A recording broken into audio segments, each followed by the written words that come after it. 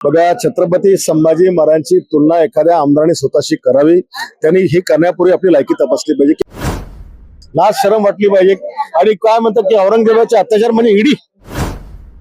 या ठिकाणचं आंदोलन हे नौटंकी आहे. महिला अत्याचार संदर्भात शासनाने गंभीरपणे दखल घेतल्या, त्यांच्यावर वेळोवेळी कारवाया केल्या.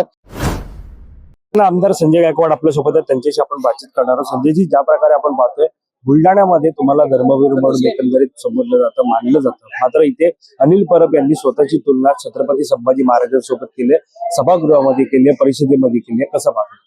बघा, छत्रपती संभाजी महाराजांची तुलना एखाद्या आमदाराने स्वतःशी करावी. त्यांनी ही करण्यापूर्वी आपली लायकी तपासली पाहिजे की आपण त्याच्या संभाजीच्या पायाच्या धुळीची तरी बरोबर आपण करू शकतो. आणि अशा वेळेला तुम्ही एका महान राजाच्या, एका छत्रपतीची तुलना स्वतःशी करता, लाज शरम वाटली पाहिजे. आणि काय म्हणतात की औरंगजेबाचे अत्याचार म्हणजे ईडी, SIT, CID, अशा प्रकारे औरंगजेबाच्या अत्याचार ईडीची उत्पादन हे किती मोठा चुकीचा विषय. अशा लोकांवर कारवाई झाली पाहिजे. ज्या प्रकारे आपण पाहतोय की एकंदरीत जसा संभाजी महाराजांचा छळ झाला तसा माझा सुद्धा पक्ष बदलण्यासाठी छळ झाला असं म्हटलं जातं. कसं पाहताय वक्तव्य? त्यांचा काही कोणी छळ केलेला नाही.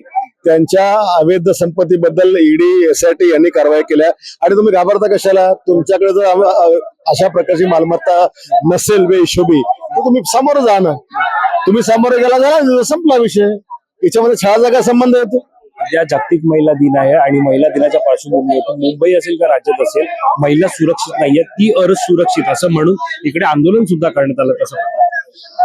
या ठिकाणचं आंदोलन हे नौटंकी आहे. महिला अत्याचार संदर्भात शासनाने गंभीरपणे दखल घेतल्या, त्यांच्यावर वेळोवेळी कारवाया केल्या.